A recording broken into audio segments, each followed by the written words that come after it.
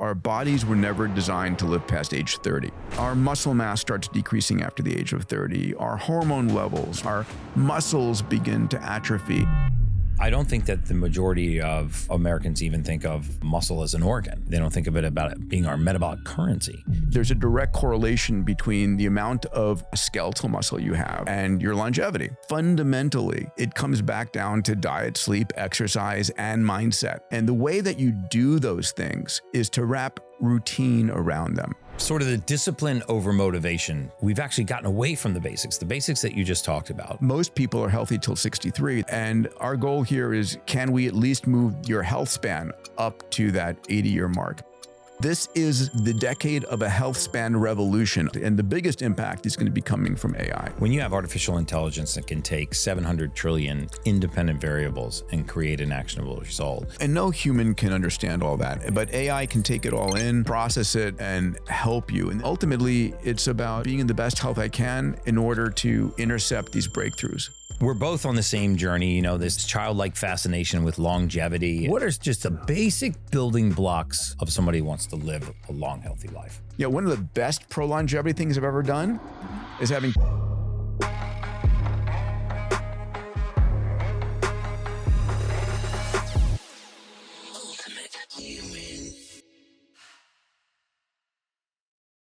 Hey guys, welcome back to the Ultimate Human Podcast. I'm your host, human biologist Gary Brecka, where we go down the road of everything anti-aging, biohacking, longevity, and everything in between.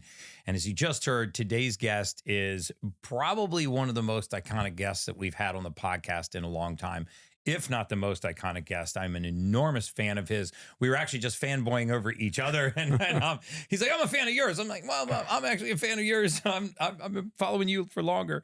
But welcome to the podcast, Dr. Peter Diamandis. My pleasure, Guy. It's amazing to be here with you in beautiful Miami and in your incredible environment here. You walk the talk, you live it, and so proud of what you've built. Thank you so much. I mean, that is very high compliment coming from someone like yourself.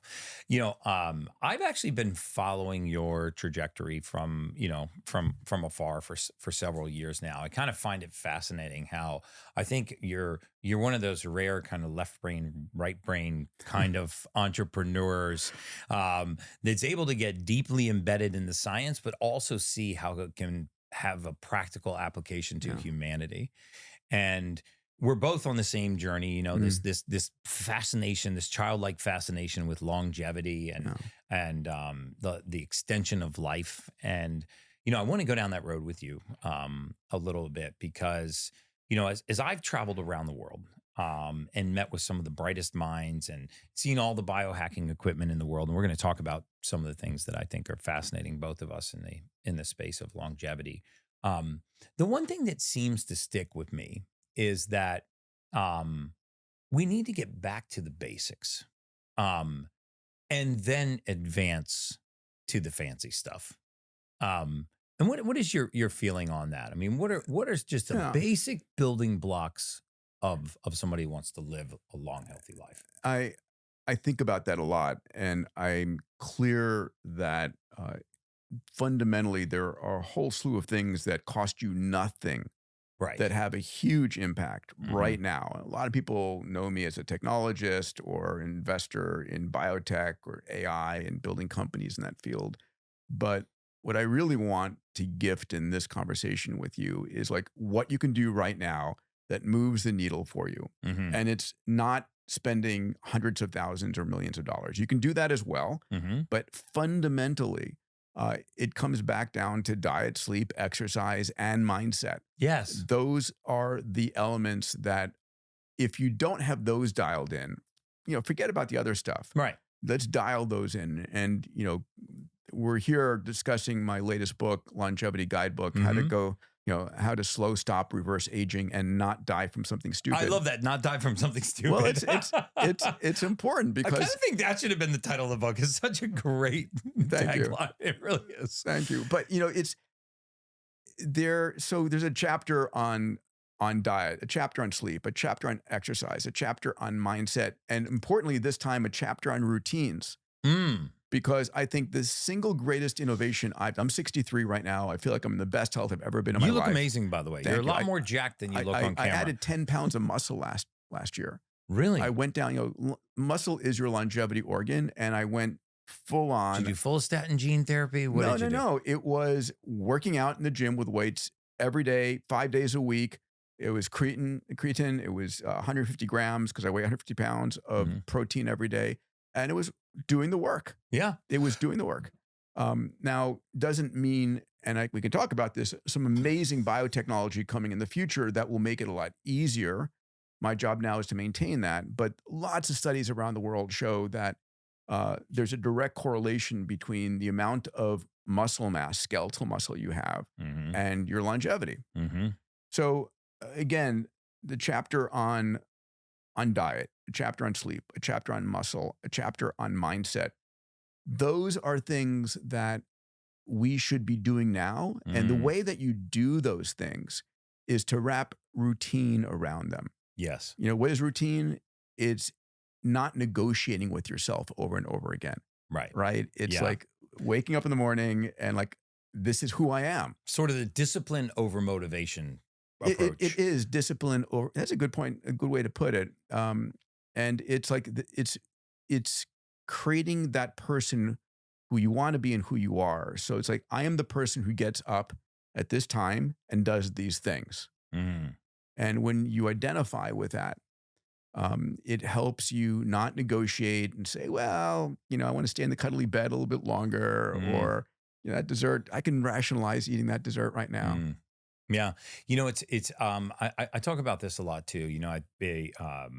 In some of my workshops, I talk to a lot of folks, and it's interesting how people think that self-care is very selfish, right? So, I've developed this philosophy that, and I apply it every day, that the first 90 minutes of every day belongs to me. Yes, your golden hour. Yeah, it's my golden hour, and it doesn't belong to my spouse or my employees or my clients or my partners or even to my podcast. It belongs only to me, and it sounds very selfish, but then I just give the rest of my day away. Yeah. Right. I'm very intentional with my children, my spouse, with my team, with the clients. I'm able to be very present with them.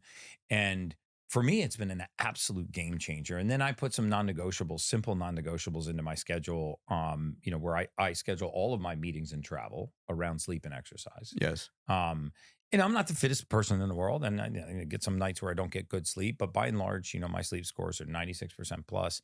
And I don't go a day without doing some kind of physical exercise. It has had the most dramatic change on the amount of enjoyment that I get out of doing what I do. Yeah. I agree with you 100%. So I have the same philosophy. I'm up typically at 5:30 in the morning, and that starts by being in bed by 9:30 the night before. Right. So I'm at my Abundance Summit. I've got 600 CEOs, people from around the world. They're partying hardy, and they watch me. They say, Peter, come on. I said, sorry, it's bedtime. Yeah. So I'm out of my own events at 9:30. At 9 to be in bed by 9:30. And then when I get up at 5:30, it's the first 90 minutes. It is my golden time, and it is. I love writing during that time. Wow. So I'm writing every day. I've got 3 books in production. This is the first of the 3. I'm very excited about this. Thank you. And I put out 2 blogs a week. But I'm in the gym, doing red light therapy, meditating, and it's that period of time that, like you said, it's selfish. It's mine, and it allows me to perform at a much higher level. Now, to be clear, I wasn't always that way, right? And it doesn't mean you go from 0 to infinity. I got there over time. Right. I wasn't that way a decade ago. I got into longevity. I'd started human longevity with Craig Venter and Bob Hurry back in 2012. That makes you a great grandfather of longevity. Yeah, I got Yeah. I got Brian. Not just the father of I longevity. got Brian Johnson into longevity. It's very funny. You know, it's That's like awesome. yeah. Well, he definitely caught the bug.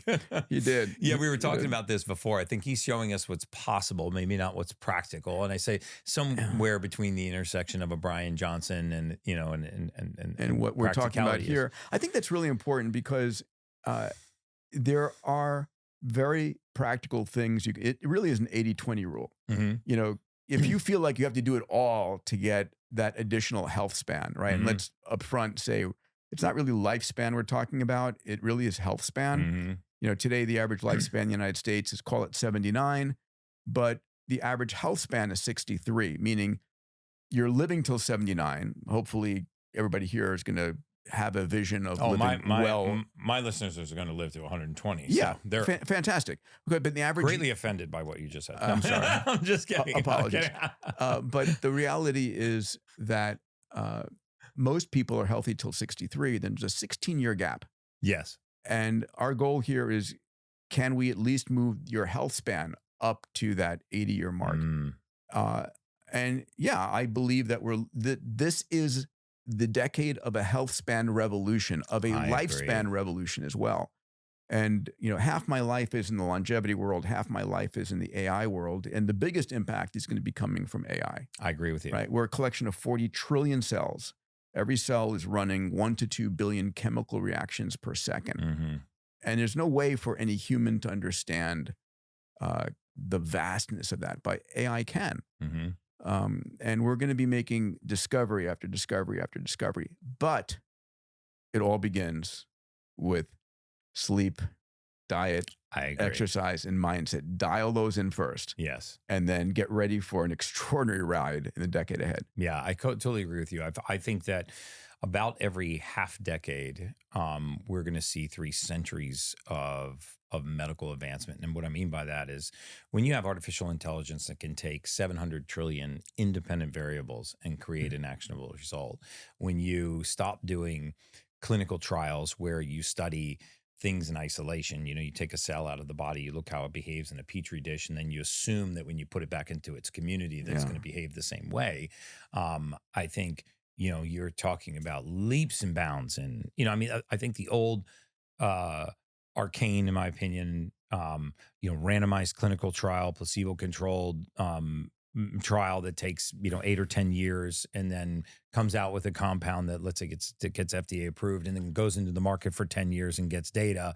So, and by the way, it only works for 20% of the people who it's prescribed for. Right. And you don't figure that out for 20 years, you know, until you get really large data and they go, well, when we made a mistake and we either pay a fine or take something off the market or change it up. I mean, those cycles are so long. Yeah. And then I think we also have the inhibition, and I don't mean this in a negative way, but the you know, the regulatory environment just doesn't have the capacity to keep up. I mean, with the pace of innovation. So I think that stalwarts a lot of what people have available to them. So, you know, a lot of treatments that I believe can extend life, or at least extend health span, stem cells, exosomes, natural killer cell treatments, blood filtration. And we can talk about all of those. Yeah, and I actually want to go down that road. First of all, I'm glad that we agree on the foundation, because I think that the greatest shift in humanity, like when I was a mortality expert for many decades. And the biggest shift, that must have been a great line for opening up your dating conversations. Chicks love mortality experts. They love them. I mean, when you can predict death to the month, man, that's my God. It's a great party trick. You know, here, give me your wrist. Let me feel your pulse, and I'll tell you. You know, I think my wife would probably disagree with that. But what's really interesting is, you know, there's so many people that are fascinated by this life extension, you know, extending our lifespan, and I believe that there's evidence-based modalities and things that we can do, but they're just not available in the United States. You got to travel outside, but hopefully that will change in the new administration, right? Under RFK. Yes. And there's so much. It's a disservice that some of my closest friends, some of my our members at Fountain Life, to get advanced therapeutics, need to travel outside the U.S. to Costa Rica or Mexico or other places. And that is all going to change. The data is going to materialize as well as regulatory reform to support that. Mm-hmm. You know, and so, you know, having been a mortality expert, we studied we studied mortality and lifespan, and the greatest advances in life expectancy weren't like major medical breakthroughs or specific tinctures. They were sewers, sanitation, Sanitation, you know, these vaccines, they were, pasteurization of milk. yeah. I mean, Yeah. these were massive jumps in life expectancy. And I think now what's happened, because I think that aging is the aggressive pursuit of comfort and people don't want to challenge themselves anymore, is we've actually gotten away from the basics that you just talked about. I don't think that the majority of Americans even think of muscle as an organ, right? Yeah. I mean, you know, they don't think of it about it being our metabolic currency. Yes. And so I want to talk a little bit about that, and then I want to get right into some of the things that are really exciting you, like blood filtration, stem cells, exosomes, some of these Some things. amazing things coming.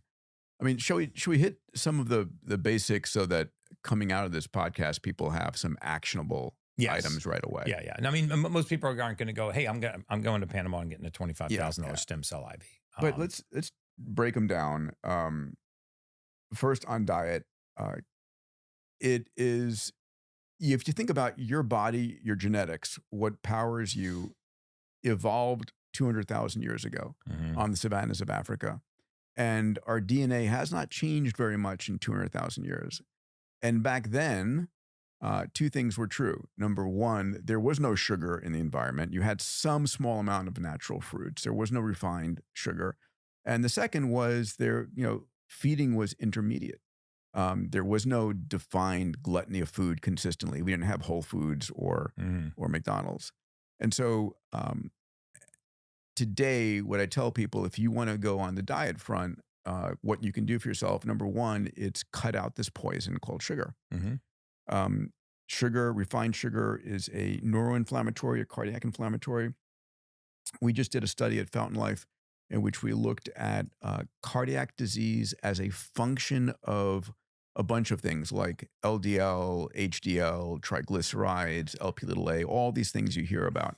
And the number one correlate to heart disease was none of those things. It was your hemoglobin A1C. It was what was your average blood glucose levels over the last 3 months. And so sugar correlates with heart disease. It also correlates with obviously diabetes and correlates with neurodegenerative disease. So can you minimize that first and foremost? And it takes a while. Sugar is addictive.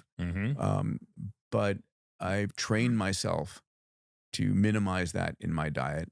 We actually ran a no sugar challenge for 22 days that a friend of mine, Guillermo Navarrete, ran for my abundance community. And if you do it as a group, it's a lot easier to do. Yeah. Whole plants, of course, everybody talks about whole plants. It is true. I'm not going to go, plant versus animal protein. I mean, minimizing sugar, whole plants, even the order which you eat your food, right? So when you're sitting down at your plate at lunch or dinner, eat the vegetables first, which is the fiber going through your stomach and small intestine. It slows it down. It allows you to absorb nutrients. Eat your protein next, and then eat your carbs last if you have room. Just doing that alone will flatten your couldn't agree with you your insulin curve and help you lose weight. Anyway, I mean, those are just a few mobility. Small I mean, and I think when you look at blue zone dieting or blue zone diets, there was no really specific continuity between diets other than that they were all whole foods. Sardinia was very different from the Mediterranean, very different from Singapore. You had very high meat consumptions, long life expectancies, very high carbohydrate consumptions with long life expectancies, and then you had very high fat consumptions with long life expectancies, but they were all whole foods, and none of those people were eating a processed diet. You didn't find the herbicides, pesticides, insecticides, glyphosates, the red dye number 40s, all the things that we invented in the agricultural revolution. And we slowed it down a little bit, right? I mean, at the beginning of your meal, take a deep breath. I love that. Put yourself in a parasympathetic mode. Say a gratitude. Chew the food 20 times. We talk about all these GLP-1 drugs, you can induce that same impact by just chewing your food and eating slowly. Foods. Yeah. I mean, I don't think most people realize that the GLP-1s, the semaglutides and terzepatides, these are just mimicking hormones that we produce in our gut, and they respond to they create satiety based on nutrient density, and so when you're eating highly processed foods, they're not nutrient dense. You're hungry more frequently, and you have tendency to overeat. It's crazy. I've been saying, our kids' cereals should have black box warnings on them. Like a cigarette. Yeah. Yeah. I agree with that. I totally agree with that. There's a big movement to get Kellogg's to take, the food dyes, out of the cereals. I'm like, why don't we just get rid of the cereal? I mean, taking the food dye from red dye number 40 to a beet juice dye is great. I mean, honestly, we're marketing this to our kids. Yeah. Yeah. It should be. It should. I think this has. I mean, this is a whole different conversation, but this has to go with the corruption in our our research institutions and the stranglehold that big food and pharma has on our public policy and research. And that research needs to be independent. I mean, NIH needs to be, in my opinion, it needs to be a publicly funded, taxpayer funded independent. Well, I hope under RFK that this will make some significant changes. Whatever your politics, make America healthy again. Fundamental stuff. Yeah, I mean, it's hard to disagree with, the statistics. We have the highest rates of childhood cancer in recorded history. We just now, as of December 6th, I just saw this article in the Daily Mail. As of December 6th, we're ranked 66th in the world in life expectancy. $4.5 trillion a year we spend on healthcare, and we're ranked. I mean, our ROI on healthcare is horrible. It's negative. So in the category of diet, it's not that difficult, right? It is drink enough water. I don't do sodas. Caffeine, it depends on what your genetics are. If you're a slow or fast metabolizer. Right, that's easy. I've minimized alcohol, like to half a glass of wine socially a week. But, it's a good lubricant for social, but don't abuse it. It is another form of sugar. But minimizing sugar, eating whole plants, if you do just those two things, and slow it down when you're eating your food. Really hard. And don't watch the Crisis News Network while you're eating your food. Don't watch CNN. Don't be in a sympathetic state while you're trying to eat your food. All right, let's get into the good stuff. Okay. Because I think Can I hit one more thing, which is mindset. I think people don't recognize how powerful mindset is on your health. And there's a study I just want to quote in here that I write about in the book. By the way, I'm going to put a link to the longevity guidebook in the show notes below. I mean, this is available now, but before you sent me a yes, it is. It is available. I am donating 100% of all profits to the XPRIZEFoundation. We've got a large health span prize. I'll mention. I also you can order on Amazon. Great, $26-27. I have it available. If you go to longevityguidebook.com, it's like $12 cheaper. And it's basically, I do it at break even. I want to get this out there. Yes. For me, making, a few bucks on a book is not the goal. It's how do I get this out there? People should be empowered. This is the most extraordinary time ever in human history. I agree. I want to watch and see and participate in as much of it as possible. Me too. And I want people to have that vitality, that love, that life, that health. All right. So here's two data points here on mindset, because I think mindset is one of the most important things that people don't connect to your longevity. So this is in a study of 69,744 women and 1,429 men. So it's a large powered study, many more women than men. Published in the prestigious journal Proceedings of the National Academy of Sciences. You don't get higher level than that. It was found that optimistic people live as much as 15% longer than pessimists. It's like a double dividend. Wow. Right? And if you're not optimistic, get around people who are optimistic. Yes. Here's another fun, and this is the power of mind over death. So it's one of my favorite stories coming from the annals of American history. So as it turns out, in an extraordinary demonstration of the will to live, two of America's founding fathers, Thomas Jefferson and John Adams, both willed themselves to live long enough to see the 50th anniversary of the Declaration of Independence, even though the average life expectancy was only 44 years old Wow. in the early 1800s. Jefferson, who was 83, and Adams, who was 90, made it to July 4th, 1826, both dying on that exact date, the 50th anniversary of the nation they had founded. Wow. Isn't that powerful? Wow. I mean, if you, another friend, Dan Sullivan says, make sure that your future is bigger than your past. Yeah. Having a purpose to live for Yes. is so important. That actually came out in the Blue Zone research too. The Yeah. sense of purpose, sense of community, Yes. Mobility into later in life. We know and from the mortality research that the group I did was a part of, that sedentary lifestyle is now the leading cause of all-cause mortality. Sitting is the new smoking. Yeah, it really is. It's the new smoking. Hey guys, I'm really excited to announce this. Perfect Aminos has gotten a serious upgrade. They've added nucleotides, the building blocks of our nucleic acids, DNA and RNA. And this is important. We know essential amino acids are the building blocks of protein and collagen. Having all the essential amino acids in the correct ratio is necessary for complete protein synthesis without the caloric impact. But if we want perfect protein synthesis, we need to look at the process of protein synthesis itself. Because if the process is faulty, we won't get the correctly made protein, collagen, fibrin, or the red blood cells in our bloodstream or our muscles. We can even stop creation of specific proteins, which can affect us in so many different ways.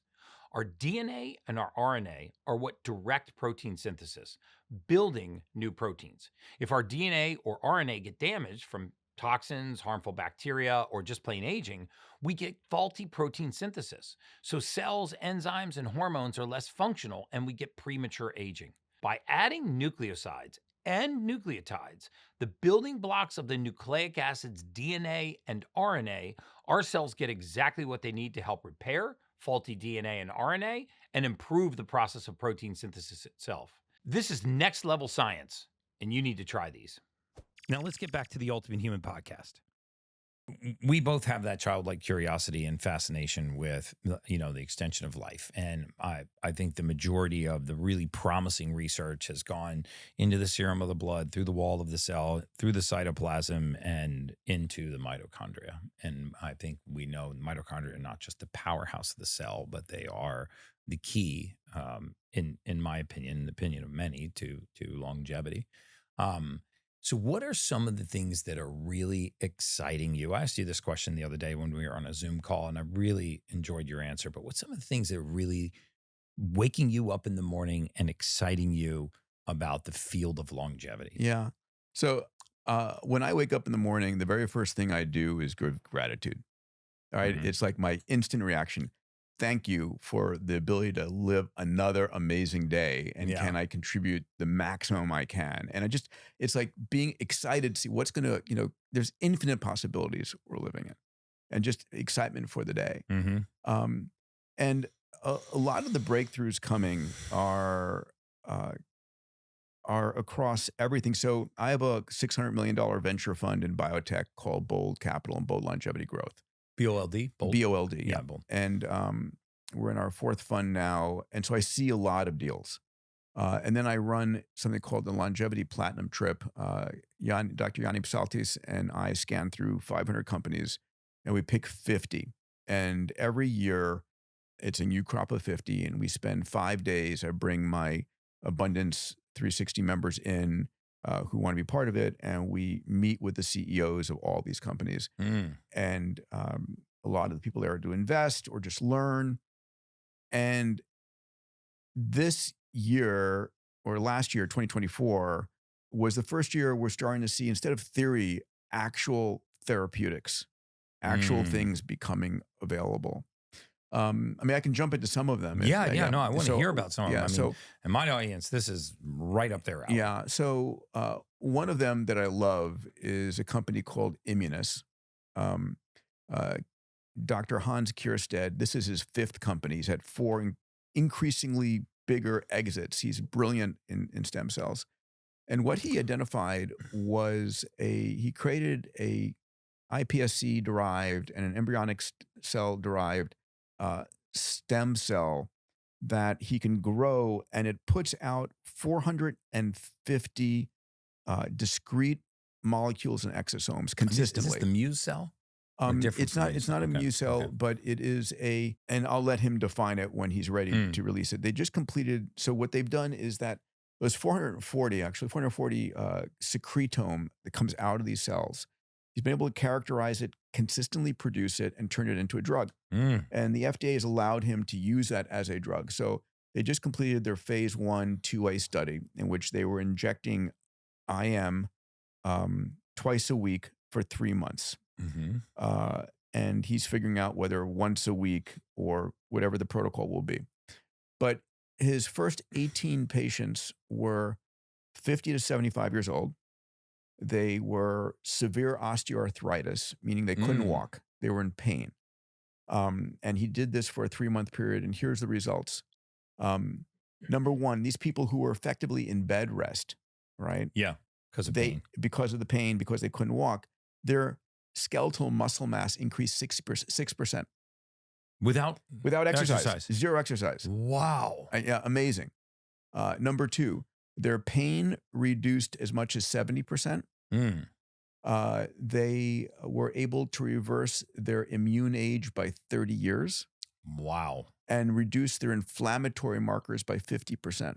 And there were no other interventions. No Zero. Fasting. And it's consistent across everybody, no adverse reactions. And so he's doing an expanded trial. I have signed up to be, of course you have. One. I mean, we're going to talk about me signing up as soon as this podcast is over. So we're actually, we've cut a deal with between him and Fountain Life. So Fountain Life is my diagnostic and therapeutic centers. Tony Robbins and I and Bill Kapp started this a couple of years ago. We have 4 centers today in New York, in Naples, where you started, in Orlando, in Houston. We're adding next year LA, Phoenix, Dallas, and probably Miami. And then we've got a growth path for another 25. Anyway, we're making this therapeutic available at no cost to our Fountain Life members as part of the expanded trial he's doing. So very excited about that. Wow. Because our members are fully characterized. Yeah. And we know they're healthy. We know what shape they're in. Yeah, all their data. Yeah. You know, for folks that are not exceedingly familiar with stem cells, and I don't want to put words in Peter's mouth, but these cells that you harvest either from Morton's jelly or, these mesenchymal cells or placentas, very often you can put these cells in specific type of media and they react to different ways. These secretomes you're talking about or exosomes are a reaction to, the cell's media, what its environment and is. it's pumping these factors out based upon the environment it finds itself in. Yeah, and you can get high molecular weight, high hyaluronic acid. You can get growth factors. So you can manipulate the cell to secrete these exosomes or secretomes that are specific to the outcome that you want. Maybe it's joint repair, or it's collagen, elastin, and fibrin, or if it's inflammation reduction. And again, I don't purport to be a stem cell scientist, but I'm fascinated by how they can take this one pluripotent cell and they can bathe it in different media, and it literally is like a chemical factory. And depending on its environment, like a human being, it can have hundreds, if not thousands, of different reactions, and then you can capture the byproduct of that stem cell's reaction and use it to treat specific conditions. There's a lot coming in that realm. I'm the co-founder and vice chairman of a company called Cellularity, which I love. Bob Hariri, who is an MD, PhD, Tony Robbins, and I, and Bob Hariri wrote a book called Life Force. Yeah, Tony's in everything.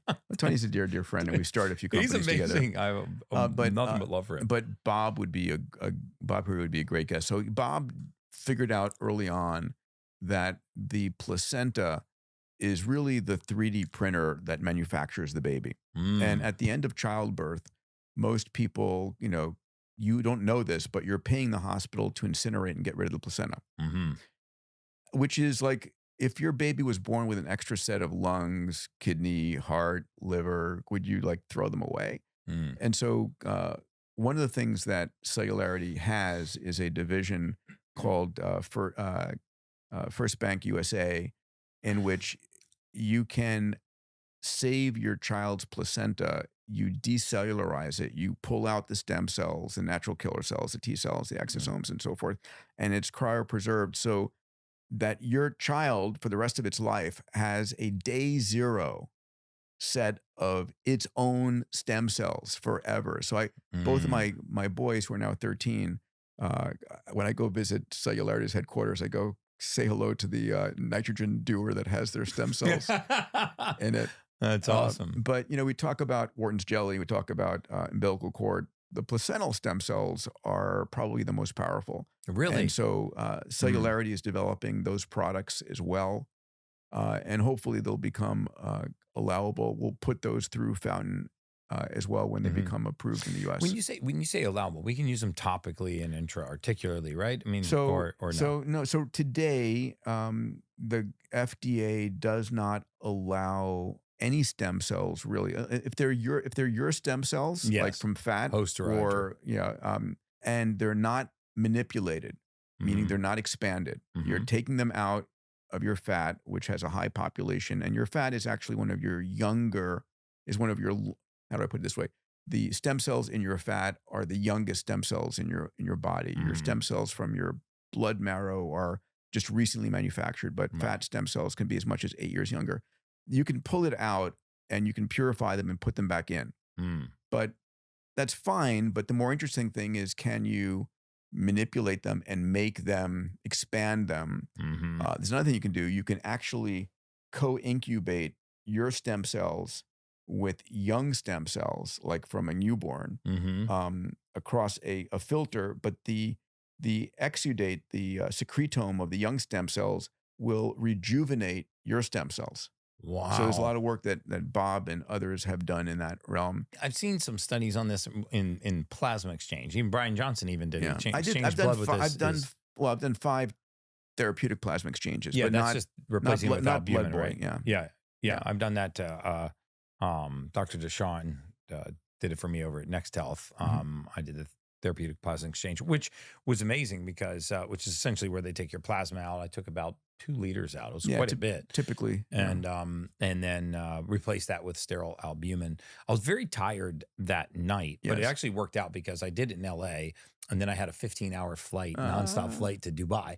And I was on Emirates, so I just laid the seat flat and crashed.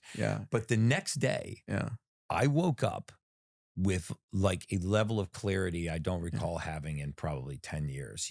I just felt cognizant, clear, awake, focused, just switched on.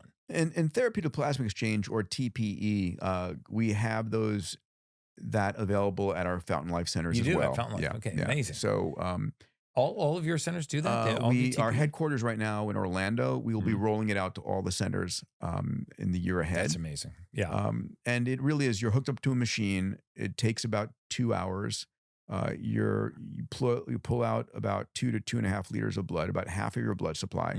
Your plasma, of all the blood, it spins out the red cells and white cells and platelets, and it puts them over here. It pulls out your plasma, which I think of it as my oil change, right?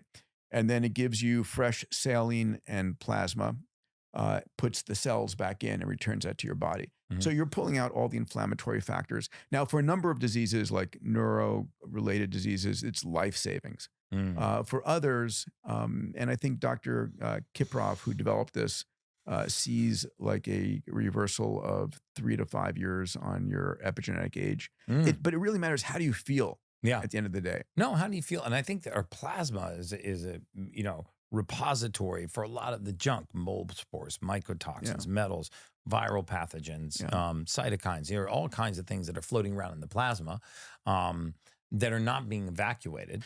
Another company that you and I are both fans of, Xterra Medical. Yes. Right. Is really excited about fabulous, this. Right? So here's a technology coming out of DARPA years ago and developed jointly in Sweden, in this blood filtration system that has got 40 square meters, about the size of a tennis court worth of this material called a glycocalyx that filters out all viruses, all bacteria, all circulating cancer cells. Yeah. I mean, amazing. And there's a very real phenomenon people don't talk about called immunoexhaustion, if you've heard of that term. So I can As we understand what it yeah, kind of means. But as we grow older, we have been burdened with all of these different viral infections. Besides COVID, maybe you have Epstein-Barr virus, maybe you have cytomegalovirus, maybe you have a multitude of other viruses that they're not active, they're in your body, yeah, and on occasion when you get run down or stressed, they start coming out, and your immune system needs to fight all these viruses and cancer, and it's the same innate immune system, your natural killer cells. And so it can become overloaded. It can become exhausted. yes, And so one of the things I like about Xthera Medical, and we're rolling that out through Fountain as well. I saw that. Yeah, we're Fountain. You get a 15K discount on the blood filter systems if you're a Fountain member, which I'm proud of. It's the ability to filter out all of these pathogens and give your immune system a deep breath. Yeah. A chance to, okay, now we're going after you. Yeah. You're taking it from having to fight on so many different fronts to having to fight on fewer fronts. And I think you glossed over something, but I want to drill in. So this filter, think of a dialysis machine, yes, right? Exactly. I mean, that's probably the closest thing for people to analyze what it is. And you pull the blood out and it runs through this filtration system, and they have heparin binding sites, which when he says the endocalyx, the glycocalyx, what he means is it's mimicking sort of the lining of the artery, the wall of your the inside vessels, of your blood vessels, which is where these pathogens like to go. Yeah. And so they see this surface as the surface area of your blood vessels, and they attach to it, and they can be taken out of the body. And what I found fascinating, and I'm going to have their lead oncologist on the podcast. Is it Dr. Mink Chella? Yeah, Dr. Chella. He's brilliant. Oh, Love he's so him. brilliant, Yeah.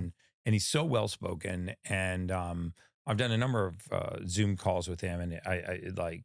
He's a very giving human being. He's very brilliant, but also very well spoken, so that he's not just talking from PhD to PhD. Yeah. He really has a way of fundamentally helping you understand. And obviously he's an oncologist, so that helps. But how he was explaining this to me, which made perfect sense, was along the lines of this immunoexhaustion, where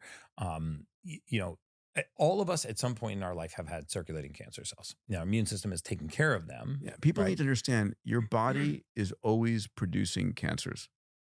It is, there's something called the Hayflick limit, that a cell divides 50 times and then should have the decency to die. But sometimes it becomes an inflammatory cell, a grouchy old man cell, a senile cell. Senescent, yeah. Other times it becomes a cancer. And when that happens, your innate immune system, your NK natural killer cells, typically detect it and kill it. But sometimes it evades those and they become a cancer. And and all cancerous cells were at one time a healthy cell. I mean, they became metabolically sick. Yeah.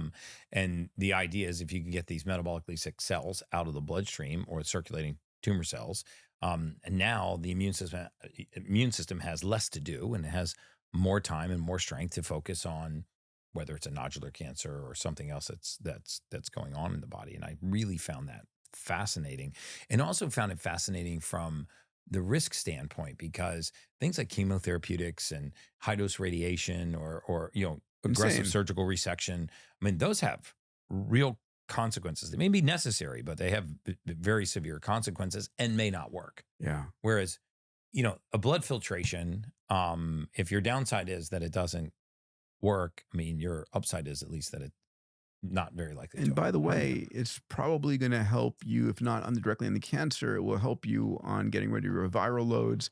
It's about really giving your immune system a chance to take a breath and defend you. One of the things I'm very proud of, I'd like to mention, is our Health Span Prize. So this is fascinating. Yeah. So folks who don't know me from the XPRIZE perspective, 30 years ago, hard to believe, I launched our first $10 million prize. So I offered up $10 million for the first person who could build a private spaceship, go to 100 kilometers, land, and make the trip again with the same ship within 2 weeks. This was way before SpaceX and Blue Origin, and space was not a common conversation. And the idea of commercial space didn't exist.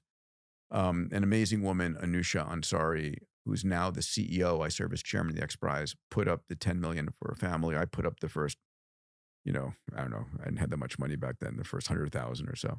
And it worked. And on the heels of the XPRIZE getting the first one in 2004, I was able to attract Elon Musk on my board, Larry Page, James Cameron. It's like, everybody loves a winner. Mm-hmm. And so we turned the foundation into an organization that was launching large-scale global competitions. And we're saying, I don't care where you went to school, what you've ever done. If you demonstrate and solve this problem, you win the money. So we've launched 30 prizes, about $550 million of competitions, driving close to $8 billion in R&D. And this is not like a Nobel Prize that you award somebody for something done 30 years ago or 10 years ago. This is a prize where we say, okay, the first person to do this, it was modeled after the prize that Lindbergh won flying from New York to Paris. It was a $25,000 prize offered for the first person to fly. 9 teams made the effort. Lindbergh won.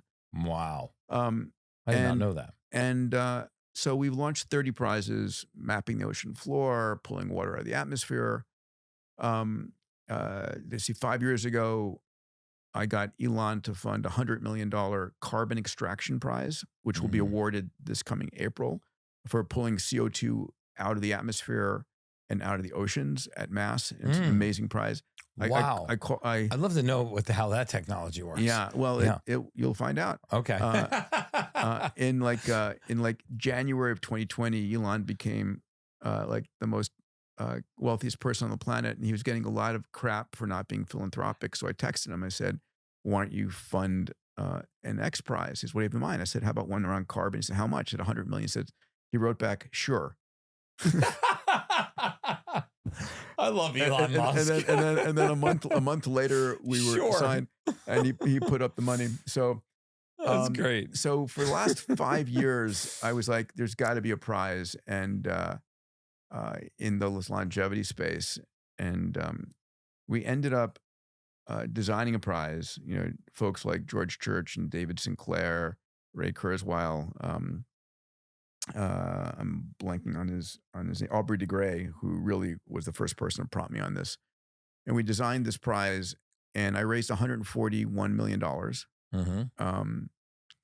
And this is a prize that was launched a year ago. And to win this, you need to demonstrate a therapeutic they could deliver in 1 year. So imagine someone comes to you, I'm going to give you, for Gary, for a year, we're going to give you this therapy. And the impact is going to be that your cognitive, immune, and muscle will be 20 years younger.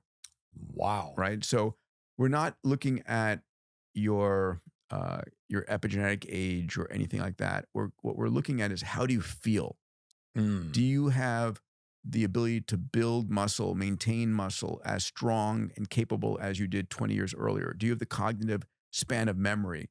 Do you have the immune function to mount a reaction to And how are you measuring that? Just there's immune markers? There's a whole, no, we're doing it. We'll do an immune challenge. We'll give you a vaccine, and how well do you mount a response to that? And it's functional. It's using functional endpoints instead of just, markers. And so I'm really excited about it, because I think that's what really matters. Yeah, I think so too. Do you feel younger? Are you functioning in a younger state versus, oh, look at my printout? Who gives a shit about your printout if you don't feel that, right? So we have, and here's the punchline. A year later, we have 460 teams competing for that health span prize. 460 teams, and they're all trying to reduce the age. And how are you measuring that? Telomeres, glycan age testing? So again, it's reversing the functional losses of an immune, cognition, and muscle, so that you've got the capabilities you had 20 years ago. And amazing companies. And so I'm seeing all of these companies, and my job is to fascinating. Yeah, I've taken myself off the judging board and off of all of that, so that I can help promote and support them, and not be in a problem of promoting one over the other. But like yesterday, not yesterday, it was a few days ago, there's one company that will go from a skin cell, regrow a pluripotent stem cell for you, and then and let's put aside the ethics here, but create a clone of you, right, on a cellular level. So and grow that embryonic clone to 28 weeks of Gary, and maybe we'll produce 1,000 of those clones. And way before the brain is developed and such. In fact, they have a genetic change they can make so that the head of the clone doesn't develop. But what we can do now is pull out of your clone day 0 hematopoietic stem cells that are an exact copy of yours, of what they were when you were young. Wow. There's amazing stuff coming. Wow. So I talk about this idea of a longevity mindset. Yeah. And I have a whole, again, a chapter in the book about this, that your mindset is the most important thing. And if you do the work, understand what's going on, right? And you realize, oh my God, there is a health span revolution coming, and it's this decade. And I want to be there. I want to be ready for it. I want to keep myself in the best health I can, right? I don't want to miss it. And there's got to be some reason why you don't dig into the chocolate cake. Yeah. Why you don't just sleep through your alarm and forget the gym. Why you don't get your 8 hours of sleep. And that reason for me is I want to keep myself, first of all, I love being in great shape in terms of feeling strong, thinking clearly, ability to act, having the energy to run circles around my 20-something-year-old staff members. But ultimately, it's about being in the best health I can in order to intercept these breakthroughs. And when you say intercept these breakthroughs, a lot of these you're tangentially involved in through the XPRIZE, through my venture fund, through the companies I advise, and so forth. Yeah. So who's looking at the XPRIZE winner this year? What kind of things are you seeing? So we have, again, these 460 teams. I can't believe there's 460. Yeah, from around the world. That's around the world. Well, it's $100 million, so it's $100 million. That's and we're going to be announcing. So we're staging the money. So we'll be announcing the first 40 companies that will get $250,000 each. We'll be announcing those. It'll be worth keeping your eye out for who those 40 are. Yeah. Then about a year, 18 months later, we'll be announcing 10 that will get $1 million each. All the teams are still in the running. And then the remaining 81 million is up for grabs for whomever can reverse it. You have to reverse a minimum of 10 years. The goal is 20. You want to know why it's $101 million, not $100 million? Yeah, I'm curious about that. So the first donor, an amazing man, a guy named Chip Wilson. I don't know if you know Chip. He's the founder of Lululemon.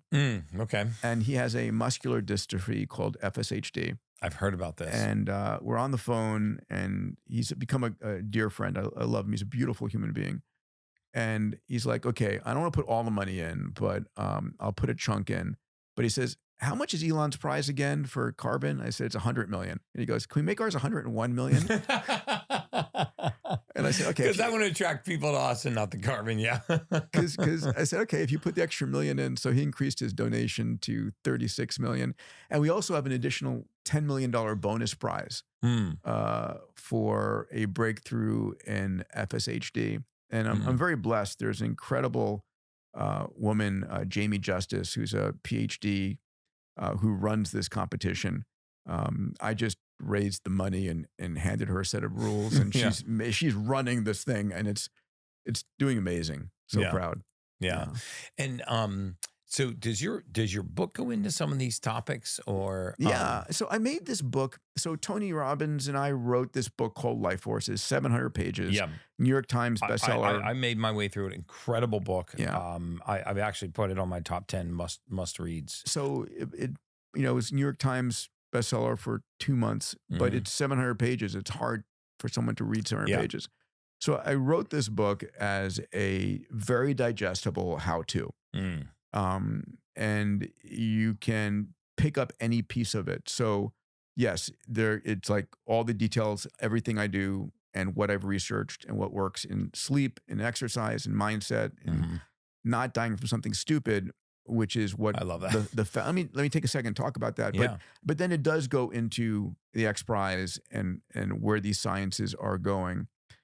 There's a chapter called, don't die from something stupid. What does that mean? So you know this, our body is really great at hiding disease. Mm-hmm. I tell you, in a room of 1,000 or 10,000 people, I'll say, how many of you here are absolutely sure there's nothing going on inside your body you need to know about? Raise your hand. And no one does unless they've just gone through a set of Like full a Fountain scans. Life. Yeah. A Fountain Life diagnostic. So 4 years ago, Tony, Bob Hariri and I, backing from Mark Benioff and others, we built this company called Fountain Life. These are 10,000 square foot facilities. We have 4 today, 4 more next year, a mode map to get to probably about 30, 35 around the world. And you come in, you spend about 5 hours with us, and we digitize you. It's everything knowable about you. Full body MRI, brain vasculature, a coronary CT with an AI overlay, low dose lung CT, DEXA scan, retinal scan, skin scan, full genome, microbiome, metabolome, full blood workup. Again, everything knowable about you. And all of that data then gets digested by our AI system. It's all functional medicine based. The entire company is functional medicine. Love that. We have an amazing chief medical officer, Dr. Helen Messier, who teaches functional medicine, and we have a Fountain University. Our doctors, our nurses, our health coaches, everybody's functional medicine. And the AI digests it, and there are 2 things you come in to answer 2 questions. Is there anything going on inside your body right now you need to know about? No. And what's likely to happen to you, and how do we prevent it from happening? Wow. Right? I mean, that's what you should know. So here's the results. In our first 5,000 members, 2%, everybody coming in is seemingly healthy. 2% have a cancer they don't know about.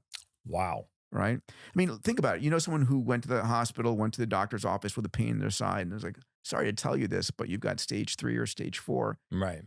And it didn't happen that morning. Right? It's been going on for some time.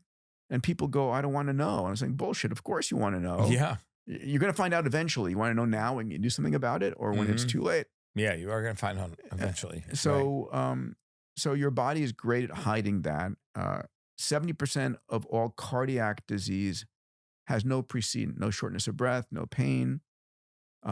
Even your calcium score doesn't matter, right? Your calcium score, calcified plaque, unless it's blocking the coronary artery that feeds the heart muscle sugar and oxygen, unless it's blocking it, in which case, you want to see that. Calcified plaque on the side of a coronary artery is stable. What we've discovered in the last few years, it's something called the soft plaque. Yeah. That's on you hear in more the and more wall about this. of the arteries, right? So there's a special AI overlay called Clearly. Dr. James Min, who invented it, is brilliant. And it's the soft plaque that in the middle of the night can break off and block your coronary artery, and you don't wake up. And so we can detect through this AI overlay your soft plaque. Most of the cancers that kill people are not cancers we screen for, because we screen for breast and prostate and intestinal cancers, but we don't screen for glioblastomas, pancreatic cancers. And so we find these things. We've saved hundreds of people's lives. I get thank you notes all the time. Like, God bless you. Thank you for saving my life over and over again. That's and one of the things that's important is it's not any one thing, it's multimodal, right? Yeah. It's the imaging plus the blood chemistries plus the Grail test plus everything. All this stuff comes together. So that's what the chapter on that is. It's not cheap. Yeah. It's $19,500, but it comes with a medical team for the entire year with a physician, a nurse, a health coach, a dietitian. We have just rolled out a $6,500 product called Core, which is through companies for their employees. And that's a scaled down version of what you're It's all of the same about. testing. Yeah. It's just not with the year-round medical team. The humans still cost a bunch. Yeah. They'll be demonetized and democratized by AI in the years ahead. And you plan to bring in AI to overlay a lot of this and make the diagnostic side easier? So then maybe it's on my phone, I have all of my data. You do. And on my phone is an AI we call Zora that I can query, like, tell me what you saw in my images. Tell me what correlation you have in my blood chemistries and my genetics. You can ask it any So that's already question. functional. It's here. It exists. So a Fountain Life client could put that on their phone, get their diagnostics done, and then start asking questions. Yes, your doctor will clue you in. And the most important thing is not to get overwhelmed.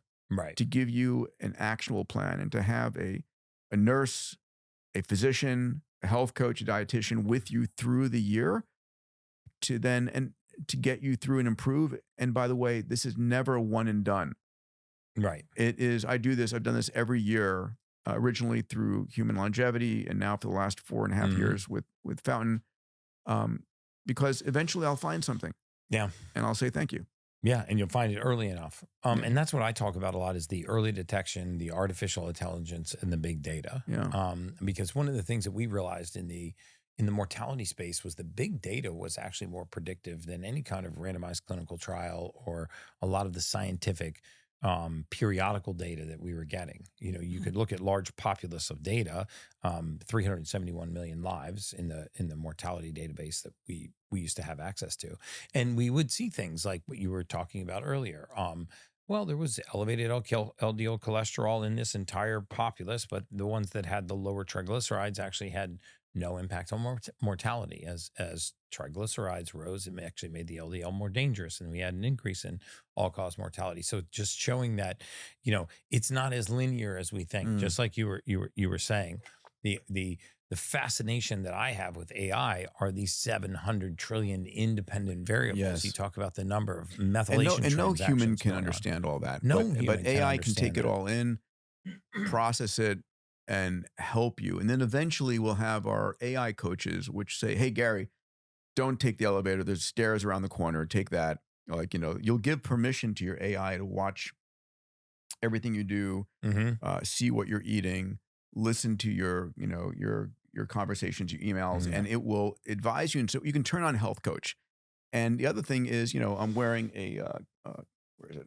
Constant glucose monitor? My CGM. Yeah, I'm wearing my Aura ring and my Apple Watch, but I'm investing in. He's got data. I'm investing in all these sensor companies because eventually all of this data is going to be uploaded to my AI and uploaded to the robot in my kitchen. Yeah, that will cook the perfect food that my body needs that next hour. Hey guys, let's talk about meat for a minute. Did you know that 96% of the beef sold in stores is not grass-fed? That's right, most beef comes from cows fed a grain-based diet in feedlots, which isn't even healthy for you or the cow. And even if a label says grass-fed, that doesn't always mean what you think. It means a cow spent at least 50% of its life on grass. So now if you're ready to eat a real nutrient-dense meat that was raised on a pasture, then let me introduce you to Parker Pastures. I love this place. The story of Parker Pastures is as inspiring as it is heartwarming. Chloe Parker, just 19 years old, took over the family business when her mom was diagnosed with cancer. Instead of backing away, Chloe stepped up to lead and turned an overwhelming challenge into a calling. Chloe says it best. In honor of my mom and for the health of all, I guarantee Parker Pastures meat will always be flavorful, nutrient-dense, and healing for both you and the land. You can order grass-fed and grass-finished beef, lamb, bison, as well as pasture-raised pork and chicken to be delivered straight to your door next week. She delivers to all 50 states, so why settle for mystery meat from the store when you can eat meat that nourishes your body and restores the earth? Visit parkerpastures.com today and you'll get $25 off your order. That's parkerpastures.com and get $25 off your first order. Now let's get back to the Ultimate Human podcast. I mean, that's sort of the Brian Johnson method, right? I mean, he's almost taken himself out of any decisions, the decision processes, and all of his supplements fight for the life, and his caloric intake, you know, is prescribed, you know, right down to the macros and the micros, and his erection as well. He does talk about that a lot. But you know, you're also known for taking up to 75 supplements in a day. I think I'm up to 80 now. Are you? I'm not far behind you, by the way. Yeah. And sometimes I'm afraid to even tell people all the stuff that I'm taking because they'll think, wow. Yeah. But how did you formulate? You don't have to be hyper specific, but how did you formulate this supplement regimen? I used to have people ask me, please tell me. And I had this 5-page document and this 10-page document. And I said, screw it. And so there's a whole chapter in the book of exactly what I take and why. And I do all of this in consultation with my Fountain Life medical team, right? I'm tested at least quarterly, if not more frequently than that. Because I care. Data is power. I agree with you. If you don't have data, you don't have nothing to take action on. And by the way, I talk about in the book a lot of other lower cost programs that you can do. There's Life Force, which is around blood testing and supplements. There is Prenovo, which is only the MRI, the scan, without the follow up. And so there's a lot of different things, and I list them all so that people have alternatives. But the way I think about it, there was a paper published in Cell that talked about the hallmarks of aging. And they're originally like 9, now they're like 12. And so when people said, why do we age? There's a number of very specific elements like stem cell exhaustion. I should just say, first of all, our bodies were never designed to live past age 30. I hate to say it, right? If you think about it, 200,000 years ago, you were in puberty at age 12. By 13, you were pregnant. Right. Before birth control was around. Right. By the time you were 26, 27, 28, you were a grandparent. And before McDonald's and Whole Foods was here, if you wanted to perpetuate the species and pass on your genes, you didn't want the grandparent stealing food from the grandchildren's mouths. And so lifespan was like 30 years.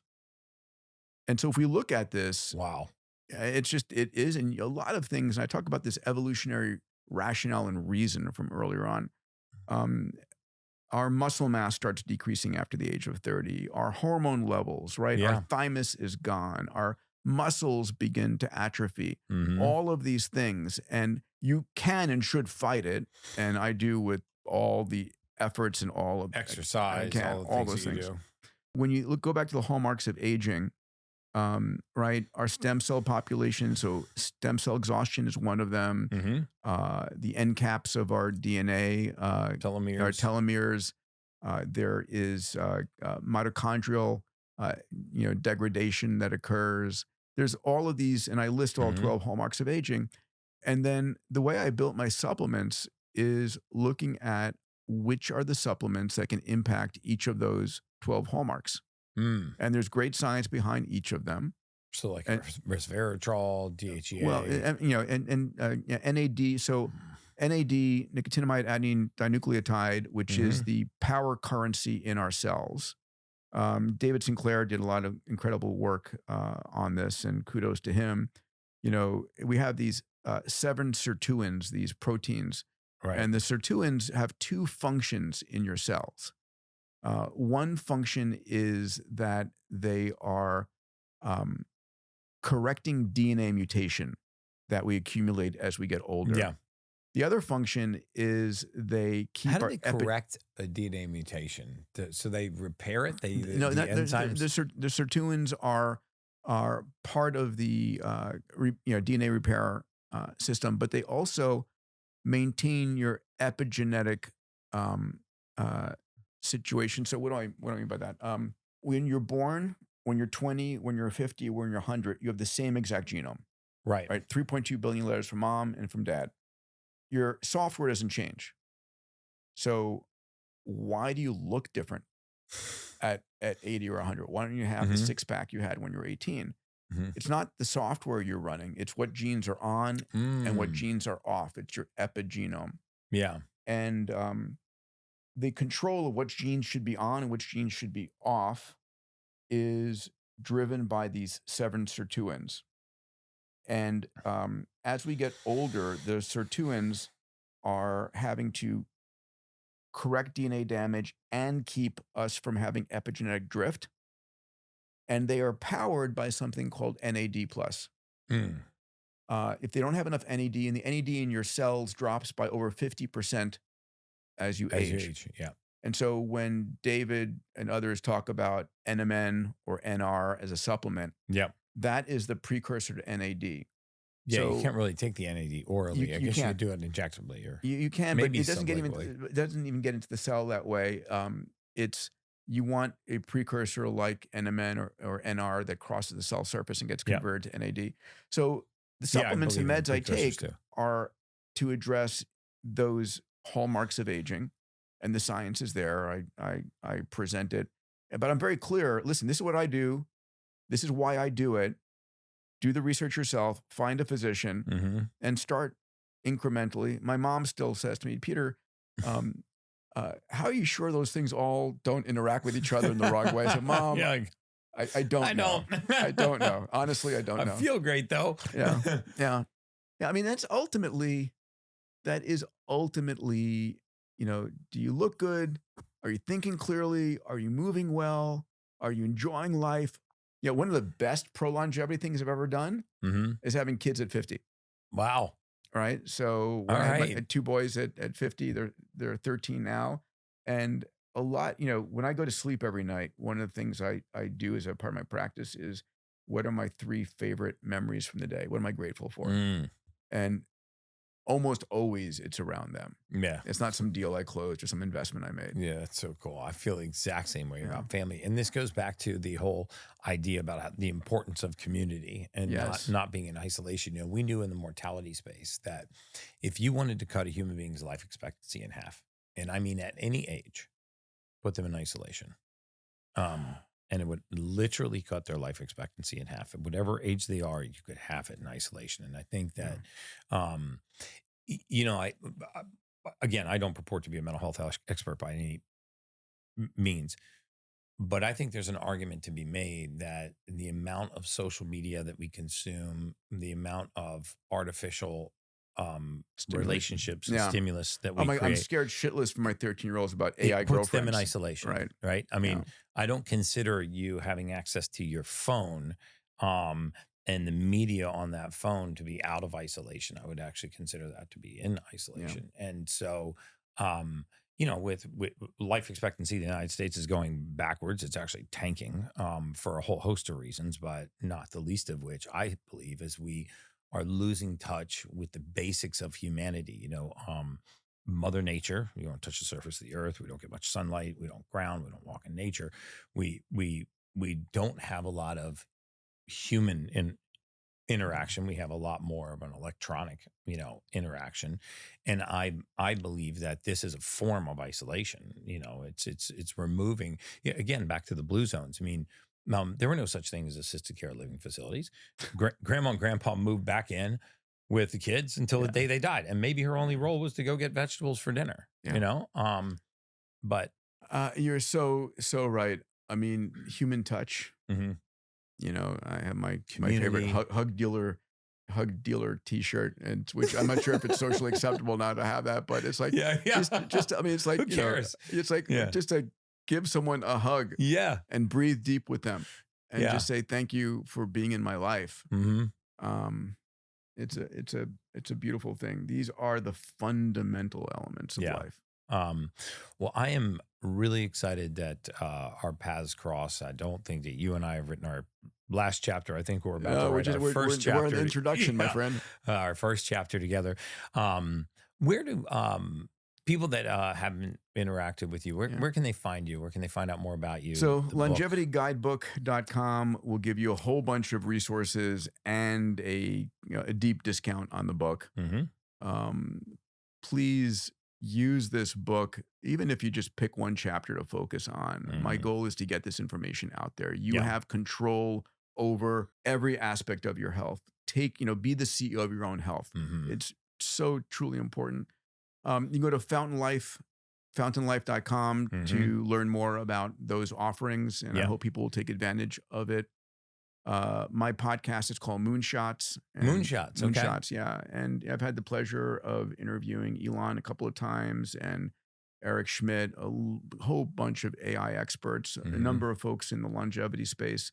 Yeah, I'm focused on who's taking the biggest shots in the universe, who's open for, impacting the world at a tremendous level. Yeah. And I need to have you on my Moonshots podcast. Yeah, but happy buddy. to be on there. I mean, I'd be honored to be on there. Thank honestly. you. Thank you. Yeah. I'll take that. You shoot it out in LA? I shoot out in LA, yeah. Okay. New studio I built out in Santa Monica. Okay. Beautiful. Diamandis.com. I put out 2 blogs a week. My job at this point in my life is to inspire. So I talk about something called a massive transformative purpose, an MTP, right? Mark Twain said there are 2 important days in your life: the day that you were born and the day that you found out why, right? Really beautiful. And so at Singularity and at Abundance 360, which is my CEO level forum, I teach creating a massive transformative purpose. And it's something that wakes you up in the morning, keeps you going through the night. It's what longevity connects with, right? Having a purpose and, a future bigger than your past. And my massive transformative purpose is to inspire and guide entrepreneurs to create a hopeful, compelling, and abundant future for humanity. So my job through the XPRIZE, through Singularity, through all of this is how to help entrepreneurs go big and bold in the world. Yeah. That is amazing, man. Especially in the area of longevity. Especially, aging, longevity. Optimization. Yes. Yeah, that's fantastic. Yeah. Well, I wind every podcast down by asking my guests the same question. There's no right or wrong answer to this question. And that is, what does it mean to you to be an ultimate human? To be my ultimate self is to put it all out, leave nothing in reserve. And it's being true to myself, authentic to myself. It is playing all out on my mission and purpose in life. It's being a good person. It's knowing that I have left this planet better than I came into it. I mean, those are the elements. And to make that happen, I need to have the best physical health I have. Yes. Right.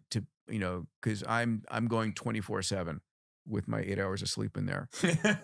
Yeah. And I feel blessed to be alive. This is the most magical time ever in human history. Too. Gosh, I do too. Right. One of my favorite slides I use in presentations is a slide that the title is "Our Ancestors Would View Us as Gods."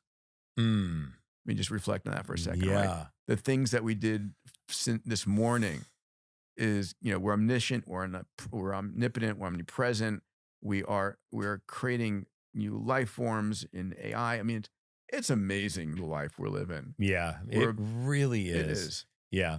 Well, Peter, I cannot thank you enough for coming on. I mean, this is a true honor to have you on here. I'm excited to be on your show too. I will put everything that he discussed in the show notes below, guys, including a link to his book. Check Dr. Diamandis out. Absolute mentor of mine. And as always, guys, it's just science.